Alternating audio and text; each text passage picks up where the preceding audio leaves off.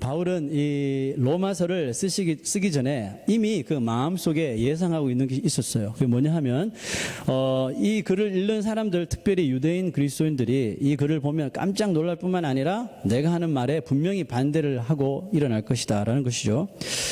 우리가 3장까지 우리가 이미 살펴봤는데 우리 계속해서 뭐 죄 문제에 대해서 말씀하고 있습니다. 그래도 인간의 죄 문제가 나올 때까지만 해도 뭐 썩 듣기 좋지는 않았지만 그럭저럭 넘어갈 수는 있었는데 이제 어느 구절에 탁 부딪히면서 마음이 팍 상한 거예요. 왜? 율법 외에. 자, 유대인들에게 율법 이야기 나오면 민감해지는 거죠. 근데 율법 외에, 율법이 전부인 걸로 알고 있는 사람들에게 율법 외에 한 하나님의 의가 나타났으니 이 말에 마음이 상하기 시작한 겁니다. 유대인들이 예수를 믿기는 되었지만 여전히 그 율법을 온전히 지켜야지 구원을 얻을 수 있다는 이 율법주의에 입각한 신앙생활을 해오고 있었던 거죠. 뭐 예를 들면은 한국도 선교사를 통해서 처음으로 이제 기독교가 전파되고 이 한국의 교회가 세워졌을 적에 예수는 믿고 교회는 다니지만 여전히 그 유교주의에 빠져 있단 말이죠. 그 유교주의, 남녀 칠세 부동석, 뭐 남존 여비 사상. 그래서 어떻게 남자와 여자 예배를 한 곳에서 같이 드릴 수 있냐? 여자는 저기서 드리고 남자는 여기서 드리고, 예? 양반은 여 앞에서 드리고 쌍놈은 저 밖에서 드리고, 뭐 이런 식으로 구분했다는 것이겠죠. 뭐 이런 식으로 유대인들도 예수를 믿게 되었지만 여전히 율법을 지켜야지 구원을 얻을 수 있다는 그 강박관념에서 벗어나지 못합니다.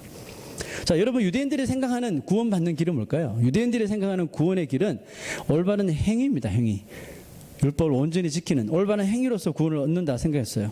그렇게 믿게 된 배경에는 바로 그들의 조상인 이스라엘의 조상인 아브라함의 역할이 큰 자리를 차지하죠. 아마 그들은 이렇게 말할 겁니다. 아브라함은 하나님께서 본토 친척 아비 집을 떠나라 말했을 적에 뭐 뒤도 돌아보지 않고 순종하고 떠났다는 거죠. 그리고 100세에 외아들 이삭을 번제물로 바치라 하시자 그 귀한 아들을 칼로 내려치는 순간까지 순종해버린 사람이라고요. 유대인들은 이 순종의 행위가 과연 하나님께 의롭다함을 받지 않는다면 도대체 무엇이겠냐고 주장하는 거죠. 물론 아브라함은 모든 사람들에게 존경받기에 전혀 부족함이 없는 그 행위를 보인 것은 확실해요. 그것에 대해 부정하고 싶은 사람 없을 것이며 바울도 마찬가지입니다. 그런데 문제는 뭐냐 하면 아브라함이 보여준 그 순종의 행위를 통하여서 그가 사람들에게는 존경을 받아 마땅한데 과연 그것이 하나님과 1대1의 관계에서는 그것이 전혀 별개의 문제라는 것입니다. 자, 이게 제 말이 아니라 성경의 말씀인데요. 자, 우리 읽었던 말씀 중에 2절을 한번 봅니다. 만일 아브라함이 행위로서 의롭다 하심을 받았다면, 만약에 그 행위를 통해서 의롭다 받았다면 자랑할 것이 있죠. 사람들 앞에 우리 조상 아브라함 이랬어요. 우리 아버지 이랬어요. 할아버지 이랬어요. 자랑할 것이 있으려니와 그 다음 구절요. 하나님 앞에서는 있어요, 없어요? 없느니라 그랬다면. 하나님 앞에서는 우리 행위로서 이렇게 자랑받을 것이 없다는 거죠. 아브라함의 극적인 순종의 행위도 하나님 앞에서는 전혀 자랑할 이 만한 근거가 되지 않는다고 바울은 말합니다. 아마도 이 말을 듣고 아마 유대인들은 아마 반대 변론을 하기 위해서 막 손을 들었을 것 같아요. 말도 안 됩니다. 어떻게 아무나 아브라함과 같은 순종을 할 수가 없잖아요. 분명히 하나님도 아브라함이 그 이삭을 바치려고 했을 적에 이제야 네가 나를 경외하는구나 이렇게 말씀했지 않습니까? 라고 오브젝션을 했을 거란 말이죠. 자, 여기서 바울은 차분하게 그의 설명을 이어가고 있습니다. 그래요? 자, 그렇다면 하나님의 말씀은 이것을 어떻게 보시는지 한번 살펴볼까요? 하고 말씀으로 가는 거죠. 헷갈리면 말씀으로 가면 됩니다. 자, 그 다음 구절 3절에 이제 이렇게 이야기하죠. 성경이 무엇을 말하느냐? 아브라함이 하나님을 믿음에 그것이 그에게 의로 여겨진 바 되었느니라. 자, 여러분, 하나님의 지금 시선은 어디에 꽂혀 있나요? 분명히 아브라함이 100세에 낳은 이삭을 번제물로 바치려는데 포커스가 되어 있겠죠. 맞습니다. 하지만 하나님은 이미 아브라함의 순종, 그 행위 이전에 아브라함으로 인해 마음에 흡족하심을 얻으셨어요. 언제죠, 그게? 자, 여러분, 오늘 바울이 인용한 이 3절 말씀은 이삭을 번제물로 드리는 창세기 22장에서 나오는 내용이 아니에요. 이삭을 제물로 바치려고 했더니 하나님께서 와, 너 정말 의롭다. 의로 여겨줄게. 22장에 나온 내용이 아니고 거슬러 올라가서 창세기 15장에 나오는 내용이에요. 자, 창세기 15장에는 무슨 내용이 있었냐 하면 아브라함이 이제 하나님과 첫 번째 그 컨트랙을 맺는 장면이 나와요. 내가 너로 하여금 너의 씨를 통해서 너의 자녀를 통해서 온 민족을 너한테 줄 테니까 네가 민족의 조상이 될 거라고. 하늘의 별과 같이 바다의 모래처럼 너의 자손을 그렇게 많게 하리라. 그 약속하셨단 말이죠. 그때 아브라함이 하나님 앞에 Yes, I believe. 믿습니다라고 이야기했다는 거죠. 그러니까 아브라함에게 이삭을 제물로 바치라고 명령하기 훨씬 이전, 그 약속의 아들 이삭이 태어나기도 전에 뱃속에 씨앗도 없을 때에 있었던 이야기라는 거죠. 그 바울이 왜 그 구절을 지금 인용하느냐고. 아브라함이 하나님을 믿음에 그것이 그에게 의로 여겨졌다 그랬어요.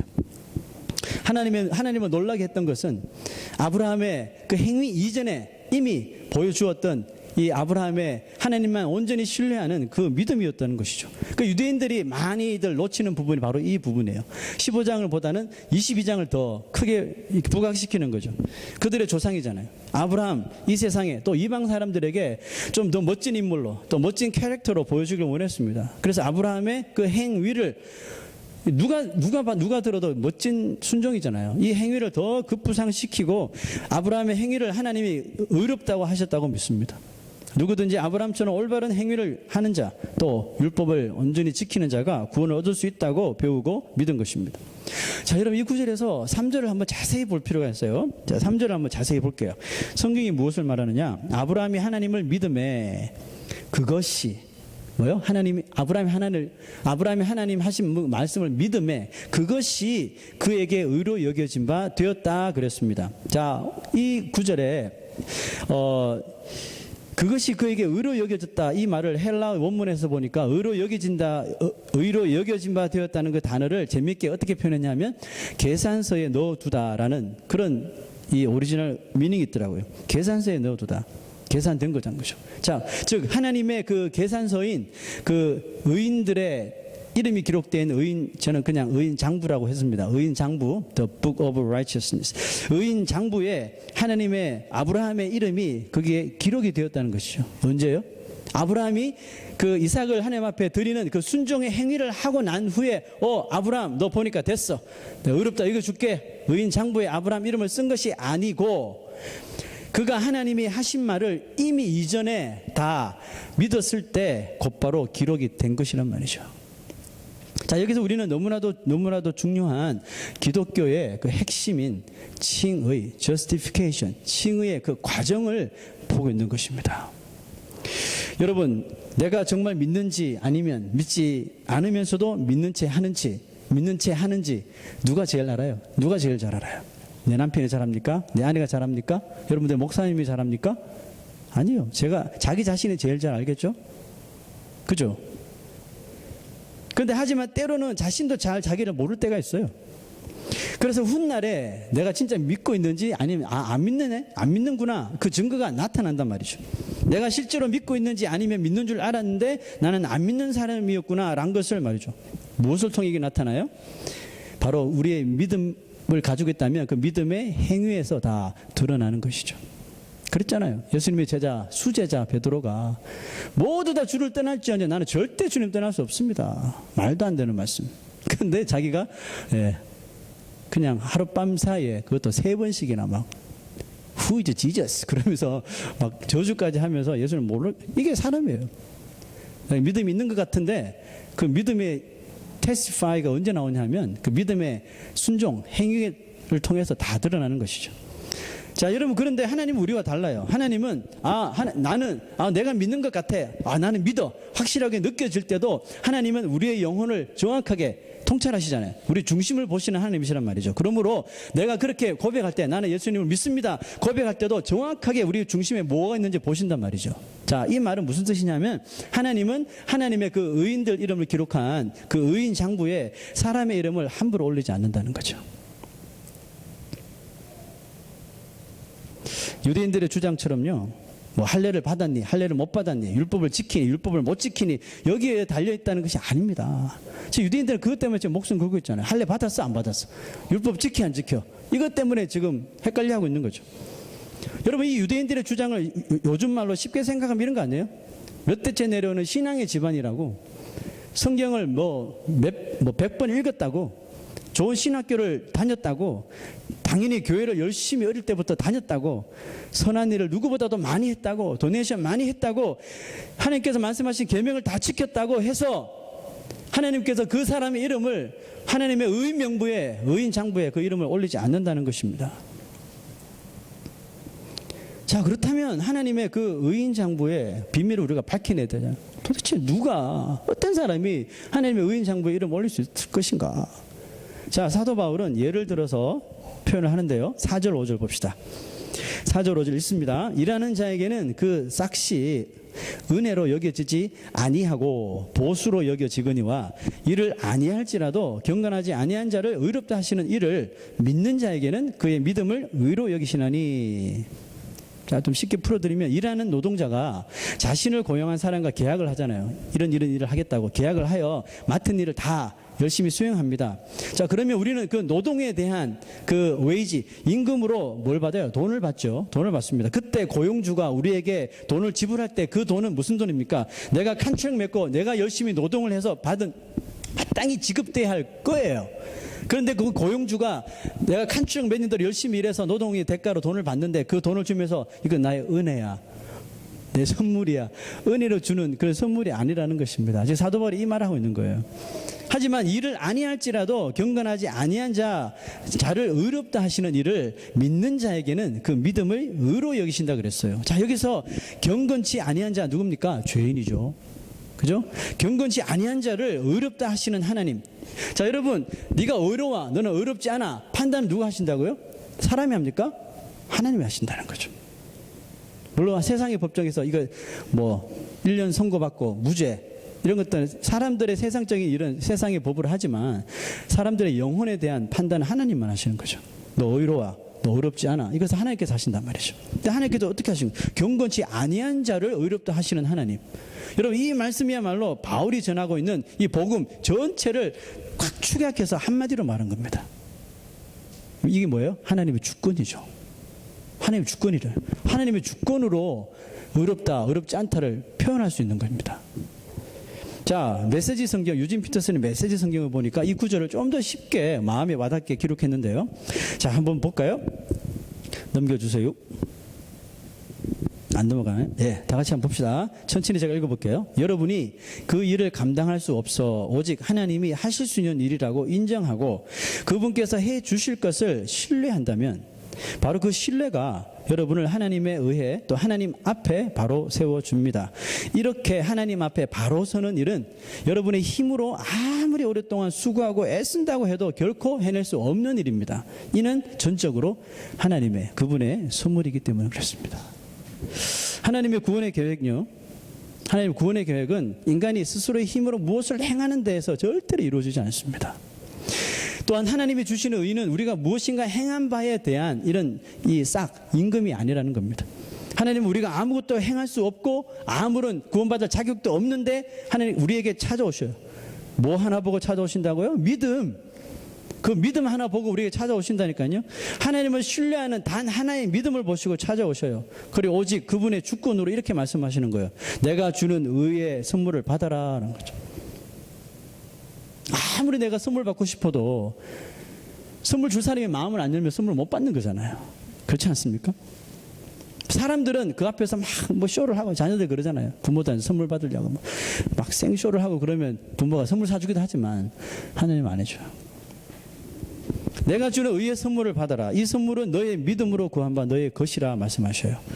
바울은 아브라함이 가졌던 믿음에 대하여서도 이제 설명을 덧붙이는데, 과연 아브라함이 어떤 믿음을 가졌길래 이 바울이 이렇게 설명하는가. 자, 17절 볼까요? 쭉 넘어갑니다. 할례, 무할례, 율법 우리가 다 배웠으니까 17절로 갑니다. 17절. 기록된 바 내가 너를 많은 민족의 조상으로 세웠다 하심과 같으니 그가 믿은 바. 누가 믿었어요? 아브라함이 하나님을 믿은 거예요. 어떤 하나님을 믿었어요? 하나님은 죽은 자를 살리시며 없는 것을 있는 것으로 부르시는 이신이라. 이것을 아브라함이 믿었다는 것입니다. 그러면 아브라함이 믿은 하나님은 누구예요? 죽은 자를 살리고 없는 것에서 있게 만드신 Almighty God이죠. 전능자십니다. 전능하신 하나님을 아브라함이 굳게 믿었다는 거죠. 자, 히브리서 11장 19절은 왜 어떻게 해서 아브라함이 그 이삭을 바칠 수 있게 되었는지 그 동기를 설명합니다. 그 다음 9절 11장 19절 히브리서. 그가 아브라함이 하나님이 능히 이삭을 죽은 자 가운데서 다시 살리실 줄로 생각한지라. 믿었다는 거죠. 자, 여러분 이게 보통 믿음입니까? 하나님이 능히 이삭을 죽은 자 가운데서 다시 살릴 줄로 생각한지라. 세상에 어떤 부모가 아무리 하나님께서 전능자시고 내가 하나님을 믿어도 내 자녀를 죽이면 분명히 살리실 거야 하고 죽이는 부모가 어디 있어요? 가당치 않은 모습이죠. 그럴 수 없는 이라고 지금 지호가 울고 있잖아요. 네. 여러분 사람 속에서 나타나는 능력은요, 그 사람이 어떤 하나님을 믿느냐에 따라 다르게 나타납니다. 죽은 하나님, 아무 일도 하지 않는 무능력한 하나님을 믿는 사람은, 그걸 경험해 보지 못한 사람, 그런 사람은 그 믿음도 죽은 믿음밖에 없어요. 그걸 믿음이라고 말하는 게 웃기지만, 그렇지만 살아계시고 전능하신 하나님을 믿는 사람은 그 믿음 또한 늘 살아있어요. 그래서 좌우에 날선 그 칼처럼 항상 그 믿음이 예리해요. 그러므로 아브라함처럼 살아계신 하나님을 믿는 성도라면 무슨 일을 만나도 낙심하거나 좌절할 필요가 있다 없다? 없는 거죠. 왜 좌절하고 왜 낙심하고 왜 근심해야 됩니까?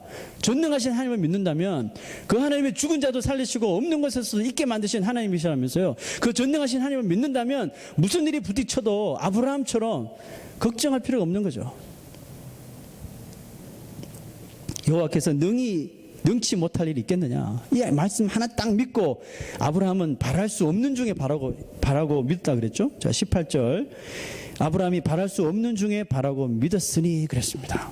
저는 이것이 정말 믿음 중에 믿음이요, 살아있는 믿음이라고 생각해요. 진짜 살아있는 믿음은 남들이 다 바라고 남들이 다 보고 남들이 다 행하는 것을 내가 따르고 믿는 것이 아니에요, 여러분. 진짜 믿음 중에 믿음, 살아있는 믿음은 아무도 바랄 수 없는 중에 내가 바라고 믿는 것이에요. 그게 믿음입니다. 바랄 수 없는 건 뭡니까? 바랄 수 없는 중은 소위 impossible이죠. 불가능한 상태에 있는 겁니다. 불가능한 상태에 있는 것들을 내가 딱 보고 인간은 할 수 없겠네? 하나님은요, 할 수 있죠. 오케이, 가는 거예요. 이게 믿음이라는 겁니다. 자, 여러분들 이해를 돕기 위해서 예언 하나 듣게요. 인천 상륙작전 혹시 보셨어요? 네, 제가 설명해 드릴 테니까 안 보셔도 돼요. 자, 인천 상륙작전이라는 영화를 봤는데 그때 제가 이전까지 잘 알지 못했던 하나를 발견하게 됐습니다. 그게 뭐냐면 이 메가더 장군이 그 시리도 명분도 없는 한국 전쟁에, 그것도 거의 90%가 북한군에 다 점령된 한국 이 전쟁에 발을 들여놓은 이유가 어디에 있었는지를 그 영화를 통해서 설명하더라고요. 인천에 상륙을 시도하려고 했는데 성공할 확률이 미국에서 분석한 결과, 펜타곤에서 분석한 결과 5,000분의 1이래요.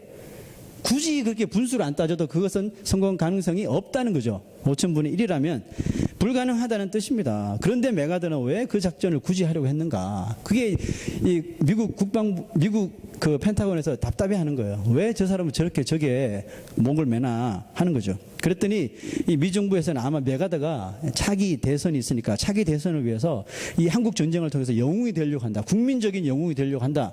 뭐 다 좋다 이거죠. 그렇게 비꼬 왔는데, 여러분 아무리 영웅도 좋지만 들어가면 죽는데 죽고 난 다음에 영웅이 뭐가 필요해요? 네? 자살이나 마찬가지인 그 작전을 그 누구가 여러분 덤벼들겠습니까? 이치에 맞지 않죠? 그런데 영화에서는 그 메가더가 그 전쟁을 반드시 하려고 했었던 이유 한 가지를 보여줍니다. 전쟁이 한창이던 어느 날 메가더가 한국전에 우리가 뛰어들까 말까, 한국전을 상황을 보려고 한국에 들어옵니다. 모든 한국군이 북한군에 밀려서 다 후퇴해서 저 낙동강까지 내려갔죠. 그때 한 명의 소년 병사를 발견하게 돼요. 그래서 이상해서 찾아가죠. 다들 후퇴했는데 너는 왜 아직까지 거기 있냐 그랬더니, 저는 아직 후퇴하라는 명령을 받지 못해서 이 자리를 지키고 있습니다. 자, 두 가지 이유입니다. 바보든지 진짜 충성스러운 군인이든지. 그런데 메가더는 그 소년을 후자로 봤다는 거죠. 그 어린 소년 병사의 말에 감동을 받는 거죠. Whatever you want, I'll give you. 네가 무엇을 말하든지 내가 줄 테니까 말해봐. 딱 그랬더니 그 소년 병사가 이렇게 말했어요. 지금 저에게 총과 넉넉한 실탄을 주시면 내가 이곳에서 나라를 위해 죽도록 싸우겠습니다.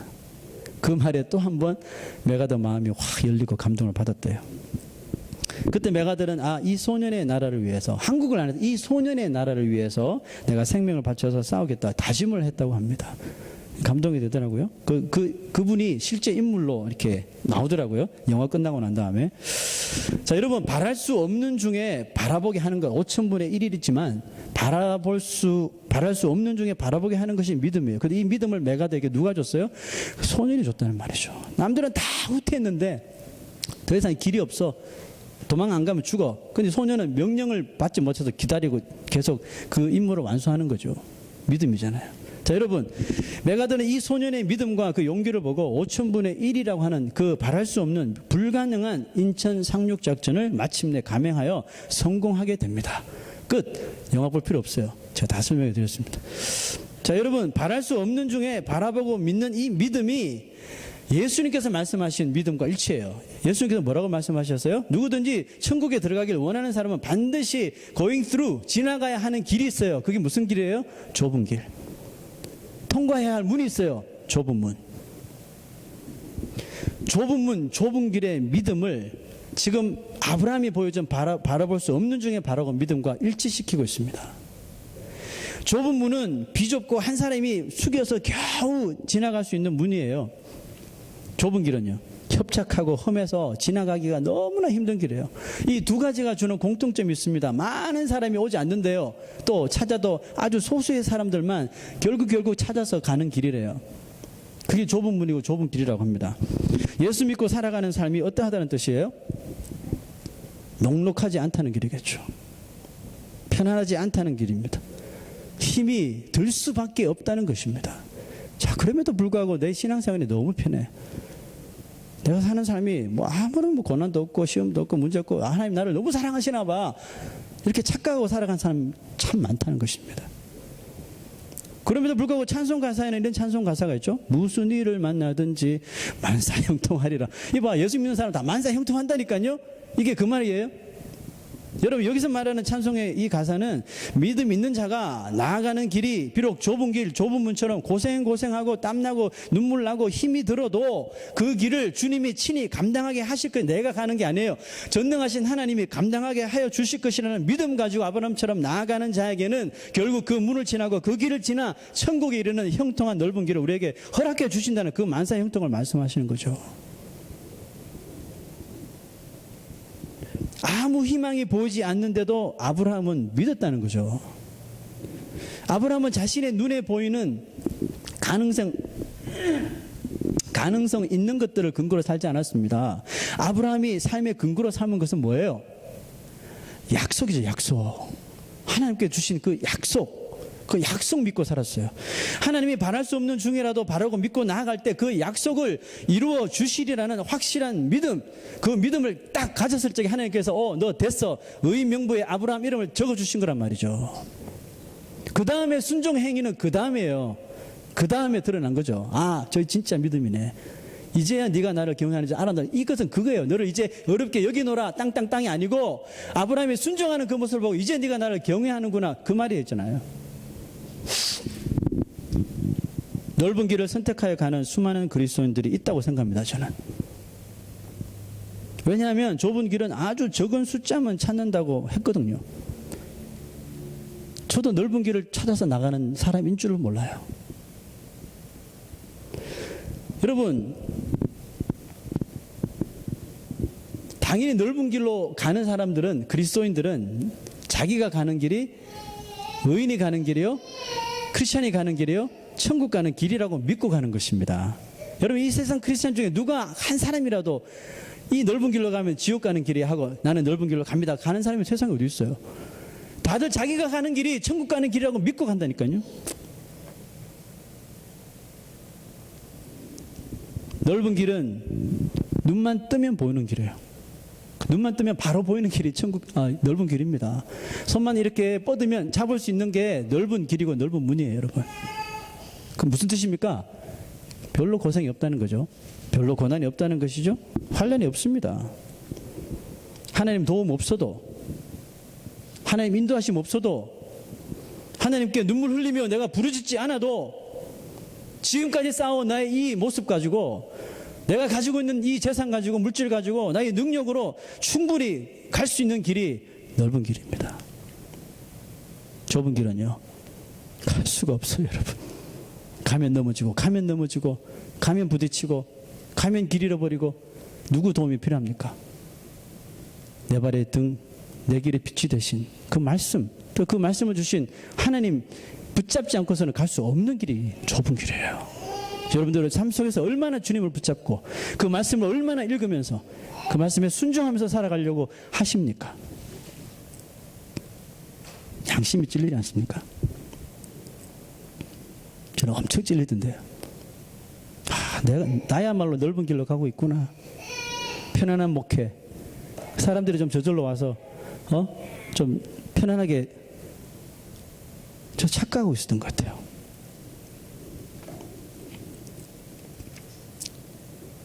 여러분, 속으면 안 됩니다.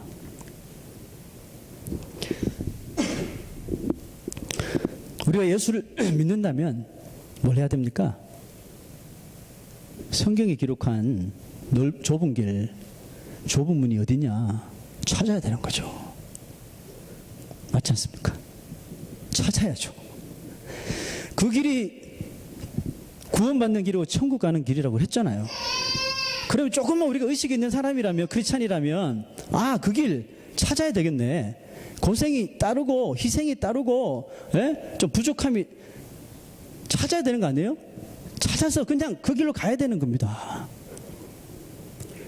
여러분, 아브라함이 결국 결론적으로 이삭을 죽이지는 않았잖아요. 마지막에 스탑 시켜서 그 양을 대신 주셨기 때문에 죽이지는 않았으면 이미 죽인 거나 마찬가지잖아요. 마음의 결단을 했기 때문에. 이런 결단이 필요하다니까요.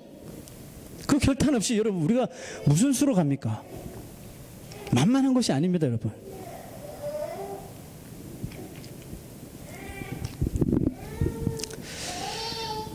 좁은 길을 찾아야 합니다. 분명히 찾아야 합니다. 그 길을 가야지 여러분의 믿음 있음을 하나님께 보여줄 수가 있는 거죠.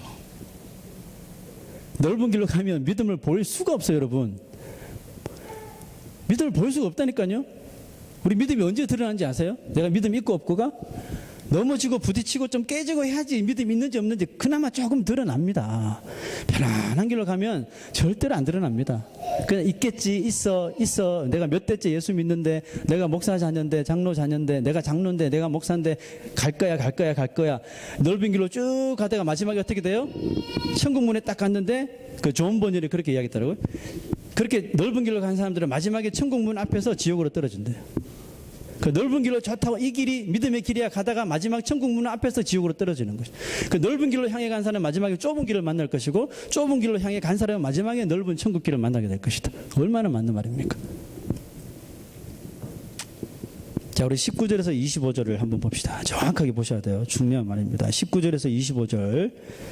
그가 아브라함이 100세나 되어 자기 몸이 죽은 것 같고, 자, 이제 실망할 때 되는 거예요. 이제 소망이 없는 거예요. 자기 몸이 죽은 것 같고, 사라의 아내 사라의 태가 죽은 것 같음을 알고도 이제 더 이상 자녀를 놓을 수 없어요. 믿음이 약하여지지 아니하고 그랬습니다. 믿음이 약하여지지 않았대요, 전혀. 말이 돼요, 여러분? 지금 아브라함과 사라는 뭐 하나 지금 붙들고 있습니까? 자녀예요, 자녀. 왜? 그 자녀 씨를 통해서 민족을 이루게 하겠다고 했으니까 그 자녀 기다리는 거예요. 그런데 100세나 되어 자기 몸 다 이제 죽은 것 같고 얼마나 오래 참았습니까? 여러분 80만 지나도 이제 막 그런데 90, 100세라니까 얼마나 오래 참았어요. 끈질기게 참은 거예요. 그런데 고백하는 겁니다. 자기 몸이 다 죽은 것 같고 안에 보니까 태가 이미 다 끝났는데 여전히 살아도 주시지 않을까. 예, 이렇게 했다는 거죠. 믿음이 약하여지지 아니하고 이 구절이 얼마나 마음을 받았는지 몰라요. 믿음이 약하여지지 아니하고 믿음이 없어 하나님의 약속을 의심하지 않고 믿음으로 오히려 더 견고하여져서 하나님께 영광을 돌리며 약속하신 그것을 능히 이루실 줄을 확신하였으니 여러분 이게 보통 믿음이에요? 여러분 이게 보통 믿음이냐고요? 그러므로 그것이 그에게 의로 여겨졌다 그랬다는 거죠. 하나님이 인정해 주신 것이죠. 그에게 의로 여겨졌다 기록된 것은 아브라함만 위한 것이 아니요 의로 여기심을 받을 우리도 위함이니 곧 예수 우리 주를 죽은 자 가운데서 살리신 이를 믿는 자니라 그랬습니다. 무엇을 통해서 우리가 의롭다함을 받을 수 있어요? 예수 그리스도. 왜 예수 그리스도가 이 땅에 오시고 죽으시고 부활하시고 그것을 믿는 자. 예수는 우리가 범죄한 것 때문에 죽음의 내줌이 되고 또한 우리를 의롭다 하시기 위하여 살아나셨느니라. 여러분 하나님의 그 의인 장부에 우리의 그냥 뭐 간단한 고백이나 우리 이런 거 여러분 이런 경험하셨어요? 자, 저를 따라하세요. 나는 죄인입니다. 나는 죄인입니다. 예수를 믿습니다. 예수 믿습니다. 천국에 있음을 믿습니다. 믿습니다. 당신은 구원받았습니다. 아멘. 이런 고백 하셨죠? 해보셨어요 혹시? 저 전도사 때 청소년들 이렇게 앉혀놓고 많이 했어요. 자, 지금부터 나를 따라해요. 네? 나는 다 죄인입니다. 죄인입니다. 전도사가 무서워 이렇게 하는 거예요. 죄인도 아닌데 죄인입니다. 물론 그 중에서 하나님께서 진짜 역사하셔서 그 중에 딱 택하심을 입어서 그때 진짜 거듭나는 아이들도 있긴 있어요. 근데 그게 여러분 몇 명 중에 한 명이 일어날 것 같습니까? 물론 사도행전에 보면 그런 일이 역사했었죠. 자, 여러분 잘 생각하십시오. 이런 간단한 고백이나 이런 종교생활 같은 이런 교회 생활로는 절대로 우리의 이름을 하나님의 의인 명부에, 의인 장부에 이름 올릴 수가 없답니다. 없습니다. 예수 그리스도가 우리를 의롭다 하시기 위해서 죽으시고 살아나심을 우리가 믿어야 한답니다. 그 믿음을 확고히 가지고 있는 사람에게 나타나야 하는 것은 당연히 뭐예요? 좁은 길을 마다하지 않는 믿음이라는 것이죠. 히브리서 11장 17절을 봅시다. 아브라함은 이제 시험 이야기가 나옵니다. 아브라함은 시험을 받을 때에 믿음으로 이삭을 드렸으니 그는 약속들을 받은 자로 돼. 자, 아브라함이 이삭을 바치게 된 근거가 뭐예요? 이미 이전에 하나님과 약속했던 그 약속 때문에 그랬습니다. 다윗이 얼마나 믿음의 삶을 살았습니까? 다윗이 그렇게 믿음의 길을 잘 가다가 꼬꾸라졌죠. 그렇죠? 그리고 하나님께 책망을 받습니다. 근데 다윗이 하나님이 보내신 나단 선지자를 통해서 너 죄지었어 책망하기 전까지 다윗이 어떻게 했습니까? 회개 안 했어요. 자, 여러분, 지금 다윗이 이 바세바와 동침하여 그 자녀를 낳고 또 그것을 흔적을 없애기 위해서 그 바세바의 남편 우리아를 이 죽음의 순간에 몰아넣은 살인까지 저지른 것. 자, 다윗은 좁은 길로 잘 가다가 어디로 갔어요? 좁은 길로 잘 가다가 슬쩍 넓은 길로 턴한 겁니다. 우리도 그럴 수 있어요, 없어요? 우리도 그럴 수 있잖아요. 좁은 길로 내 영혼이 주님만 바라봅니다. 주만 바라보고 가다가 슬쩍 내 정욕이 이끌려서 넓은 길을 턴하는 거예요. 그걸 가요. 그래서 죄를 저질러요. 근데 여러분 보세요. 하나님께서 의롭다고 이미 칭한 자들은 좁은 길로 가다가 너무 삶이 힘들고 어렵고 고통스럽고 자기도 모르게 넓은 길로 택했어요. 이럴 때 하나님께서 그래? 가봐. 가. 절대로 안 본다 하시는 게 아니고요. 넘어질 때까지 기다리시고 죄를 질 때까지 기다리다 그가 거꾸라질 때 하나님께서 다시 픽업하는 겁니다. 하나님 종을 딱 다윗에게 보내서 다 이렇게 설명하죠.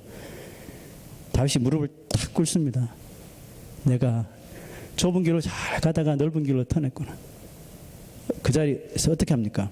회개를 하기 시작하죠.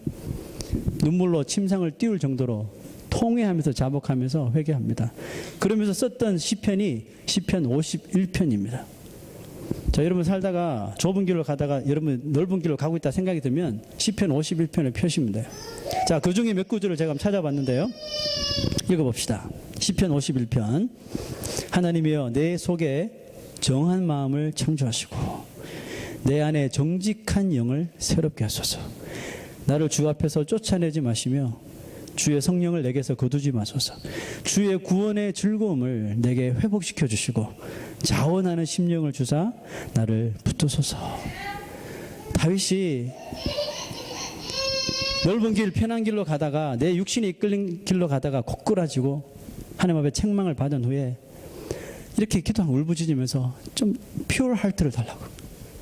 얼마나 자기의 지금 이 영혼이 더러워졌는지 고백하잖아요. 퓨어 하트를 달라고. 좀 정한 마음을 주시고 좀 정직한 하나님 앞에 거짓말하지 않는 좀 정직한 steadfast한 spirit, 정직한 영을 다시 리커버를 새롭게 해달라고 고백하는 것입니다. 여러분 우리가 좁은 길로 열심히 나가다가 넓은 길로 우리가 추락할 수 있어요. 인간이잖아요. 그럴 때 우리가 쓰러지고 부딪혔는데 이제 봤더니 내가 믿음이 있는 줄 알았더니 믿음이 없구나 생각 들면은 멈칫하지 마시고 하나님 앞에 무릎 꿇고 회개하세요. 다윗처럼 부르짖었어요. 주 앞에서 나를 쫓아내지 마시고 두려워요, 주님. 주의 성령을 내게서 거두지 마시고 주의 구원의 즐거움을 다시 회복시켜 주세요. 다시 한번 자원하는 심령을, 좁은 길로 자원해서 나아가는 그 심령을 나에게 달라고 우리가 하나님 앞에 메어 달려 부르짖어야 한다는 것입니다. 여러분, 아직 우리에게 기회가 남았습니다. 왜냐? 아직 주님이 안 오셨으니까요. 여러분들이 좁은 길로 가든지 넓은 길로 가고 있든지 저는 알 수 없지만 여러분, 아직 기회가 남아 있어요. 좁은 길로 가고 있는 사람이라면 계속해서 가십시오. 그것이 믿음을 보일 유일한 길입니다. 그렇지만 여러분, 우리 가운데 아마 많은 사람이 넓은 길로 향해 가고 있으면서도 좁은 길로 가고 있다고 착각하고 살 수 있을지 몰라요. 여러분 삶 속에 믿음을 보이는 증거가 있던가요? 믿음이 있음을 드러낼 상황이 벌어지던가요? 여러분, 아직 기회가 남아 있습니다. 오늘 다윗처럼 다시 시작하시면 돼요. 어려운 길 아니에요. 아, 넓은 길이 있었고 나는 좁은 길인 줄 알았는데 넓은 길이네. 다시 좁은 길로 오시면 돼요. 다시 새롭게 시작하시면 되는 것입니다. 하나님께서는 두 손대로 환영하십니다. 바랄 수 없는 상황을 만나더라도요, 다른 사람들 다 포기하고 같이 믿던 사람들도 그 길은 아닌 것 같아 해도 만약에 그 길이 하나님과 나에게 약속해 주신 길이라면 포기하지 마십시오. 그 길을 계속해서 가셔야 되는 거죠. 하나님이, 전능하신 하나님이 하시도록 그분만을 신뢰하셔야 돼요. 나는 믿을 게 못 돼, 여러분. 다윗도 보세요. 그렇게 빠질 줄 누가 알았어요? 나 자신, 나의 자아는 믿을 게 못 된다니까요. 그냥 100% 하나님만 의지하셔야 돼요. 내가 하는 일이 하나도 없어요.